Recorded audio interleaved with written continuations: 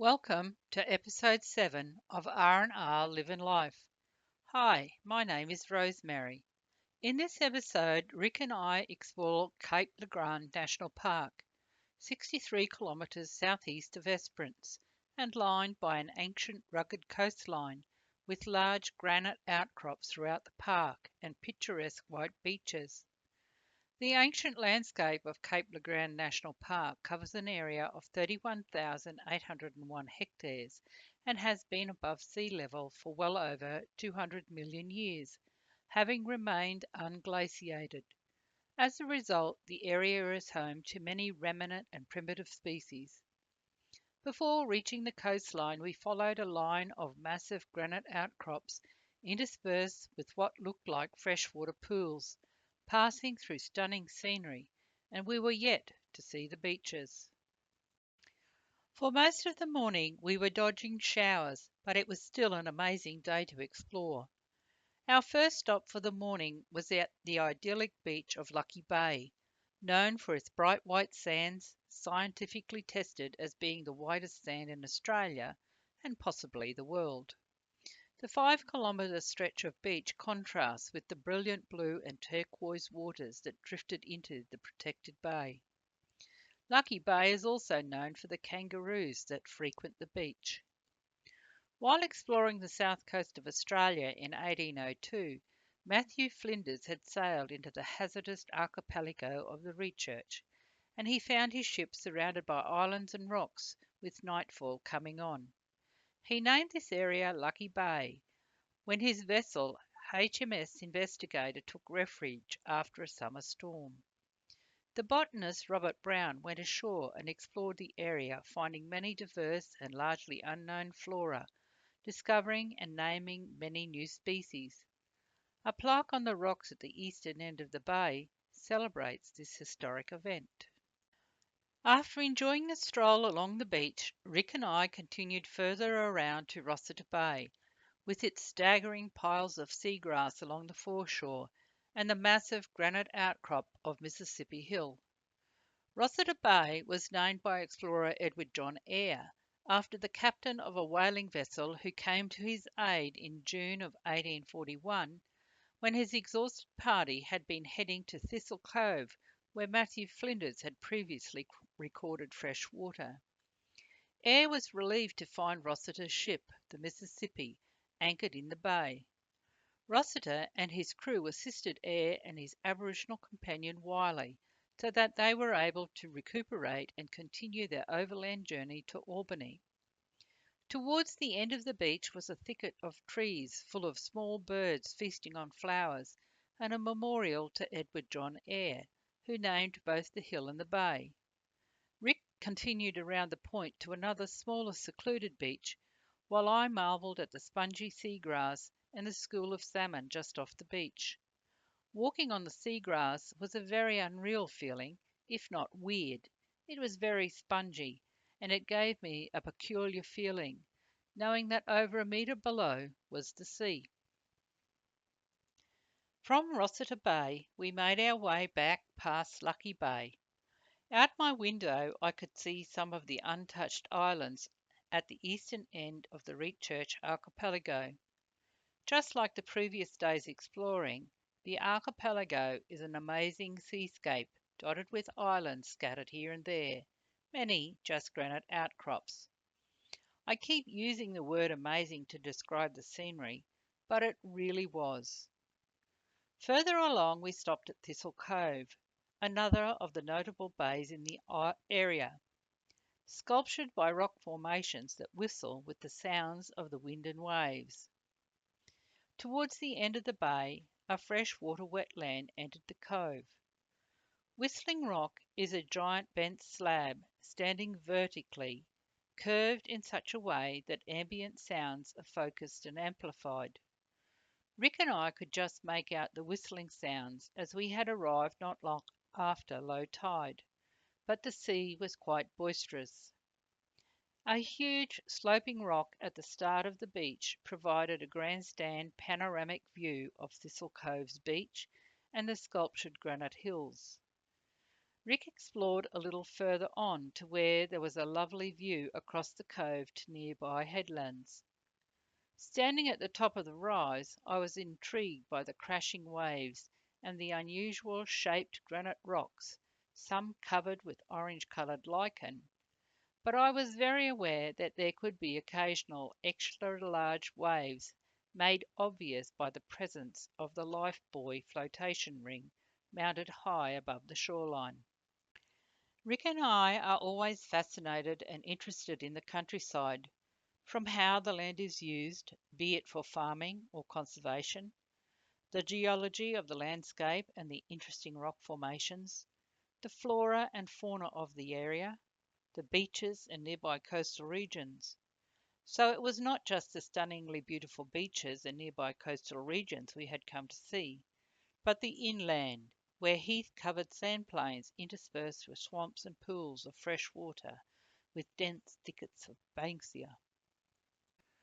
Whenever we stop, we always make a point of walking either along the beach or along a trail that takes us to points where we can get a broader view of the surroundings, and Hellfire Bay was no different. Hellfire Bay is a long, curving sandy beach which is often covered by dry seagrass, but not during our visit. Said to be named after the occasional appearance of St. Elmo's fire, Hellfire Bay is a charmingly secluded bay. Rick and I walked up the hill to take in the amazing view.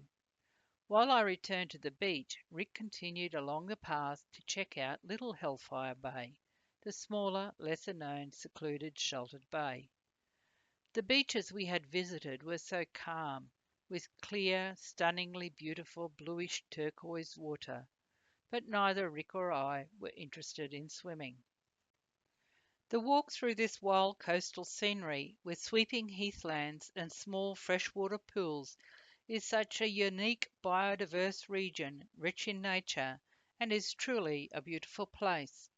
The sweeping sands of Cape Legrand Beach was something to be seen. Pristine, squeaky white sand, and the unimaginably blue water. The beach is approximately 22 kilometres long and is a four-wheel drive adventure that ends at Wiley Bay, just east of Esperance. As we drove up to Cape Legrand Beach, we passed Mount Legrand, the tallest of the park's several granite peaks, at 345 metres. This rugged granite peak, shaped from molten rock 2,500 million years ago, rises above the expansive coastal plain and white sands, and is covered with an amazing diversity of vegetation. The impressive Frenchman's Peak, at 262 metres above sea level, had dominated the inland section of the park, named by surveyor Alexander Forrest during an expedition in search of good country for pasture in 1870. The peak is a granite dome with a pointy peak that resembles the hat worn by French troops in the 1800s, and has a huge cave or arch that goes all the way through close to the summit. Though we did not see any kangaroos soaking up the sun on the beaches, or spend time exploring the many bush walking trails that traverse the rugged coast and beaches, nor swim in the clear blue waters of the bays, we did enjoy Cape Legrand National Park. We did walk on the unbelievably squeaky white sandy beaches and admire the vast beauty of the rugged coastline and rolling heathlands, as well as the picture-perfect bays of this region. I think it would be interesting to see the area later in the year when the park is said to burst into colour as wildflowers bloom and groves of Banksias flower. Our day trip to the park was certainly memorable. On our return to Esperance, we took another look at the port before returning to camp and Gidget. Rick and I were both very quiet as we reflected on our day's adventure. This region has some of the most stunning landscape we had seen on our journey. Though our stay in Esperance was short, it had been jam-packed with many captivating points and sites of interest. Day 28 saw us leave Esperance along the South Coast Highway, past huge piles of quality hardwood wood chips from planted blue gum, to Ravensthorpe, a small sheep and wheat town surrounded by ancient rocky ranges and rugged river valleys, vast sand plains, and historical and current mining operations. By the end of the 19th century, gold and copper had been discovered, and the town grew and for a brief time was a prosperous mining town. The countryside was both interesting and ever changing, from picturesque farmland in the wheat belt to lush forests, as the road twisted and turned over long straight sections, up and over undulating hills and steep inclines. The view out of the window was fascinating as we passed eroded watercourses, ploughed fields, and paddocks of grazing Angus cattle, while close to the road we discussed the steel cattle yards and wetlands we saw. About 35 kilometres east of Ravensthorpe, we passed the Ravensthorpe nickel mine, the third largest in Australia, that has struggled to remain open due to the ongoing slump in nickel prices, meaning the mine can no longer remain feasible to operate. We drove alongside and then under the enormous 10-kilometre long conveyor belt that runs from the nickel mine to the processing plant, with an 11.5 metre high overpass boldly coloured with a massive 100-metre long mural featuring New Holland honeyeaters. I had taken photos of the honeyeater at Lucky Bay, not knowing what it was. This small, mostly black and white bird, with a large yellow wing patch and yellow sides on the tail, is a very active bird that rarely sits still long enough to give an extended view, so I am pleased to say I have a photograph of it. We arrived in Ravensthorpe around mid-morning and set up camp at the RV park at the bottom of Morgan Street.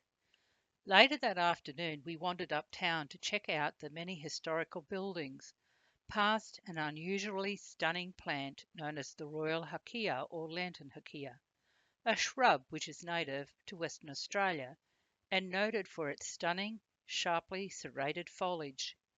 Near the community centre, we viewed sculpture number 1 of the Ravensthorpe Barmgate Art Trail that currently has 32 locations dotted across the Fitzgerald Biosphere Coast landscape, with fabulous sculptures mainly crafted from farm scrap metal that are themed around local wildflowers. We strolled past the Palace Hotel in Morgan Street, built in 1907 with local bricks, before stopping at the top of the street. Once we had admired the view, we continued down the hill to enjoy more historic buildings, including the old Dance Cottage, built in 1901. In 1984, after many years of being unused, unloved, and unoccupied, and planned for demolition, it was renovated and refurbished. We indulged in some ice cream, nougat, and licorice at the world's biggest lollipop, Yummylicious, before making our way back up the hill.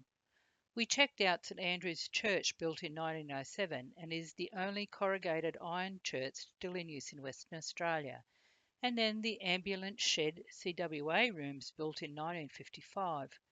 When the CWA dissolved in 2008, the building was taken over by the Dunnart Art Group.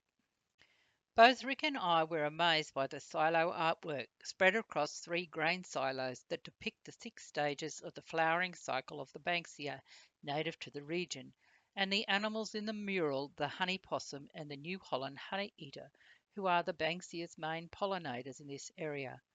For such a small, friendly community, Ravensthorpe was full of many interesting places. The following day we made our way to Fitzgerald, on the edge of the Fitzgerald National Park, a short drive from Ravensthorpe, where we camped on the old school oval. On the way we stopped at the Kukananarup Memorial, a memorial to the Aboriginals killed in the area in the early years of white settlement in the 1870s. Most of those killed were Noongar people, the local Aboriginal people. Despite the sadness and suffering which the memorial commemorates, there was a feeling of peacefulness. Not far from the memorial, we crossed the Phillips River, once the site of a gold rush in 1892. The river flows only for a short time each year, mostly during the winter months, with the water naturally saline, but varies from almost fresh to more saline than seawater. Land in the West River Fitzgerald area was opened up between 1960 and 1968, with many conditions on purchase of land. A shelter shed near where we camped contained information regarding these conditions of purchase, the hardships of the early settlers, along with information about the school that was built by local men and opened in February 1966 with 10 students.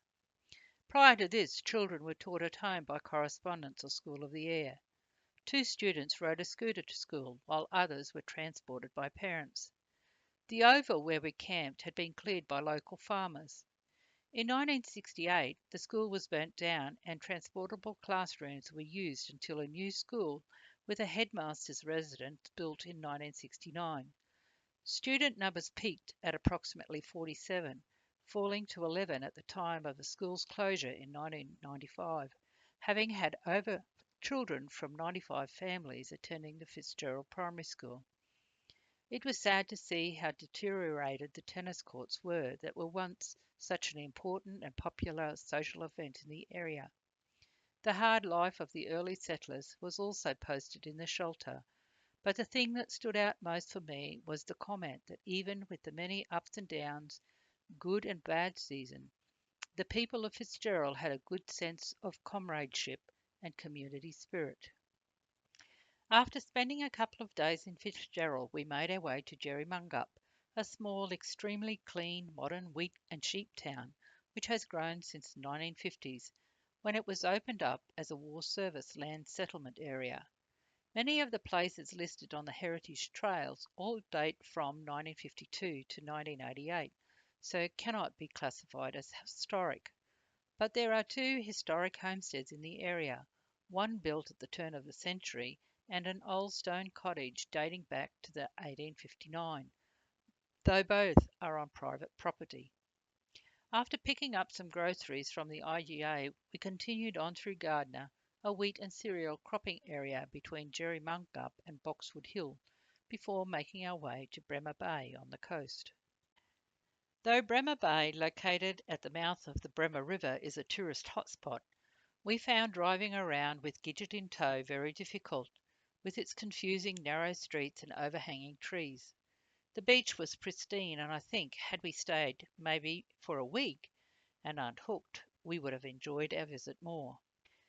From Bremer Bay, we drove to Boxwood Hill at the intersection of the South Coast Highway and the Borden Bremer Bay Road before continuing on through to Palinup Reserve, where we had planned on camping beside the Palinup River, but there were too many bees, so continued on to Wellstead, a little tiny town with a big heart.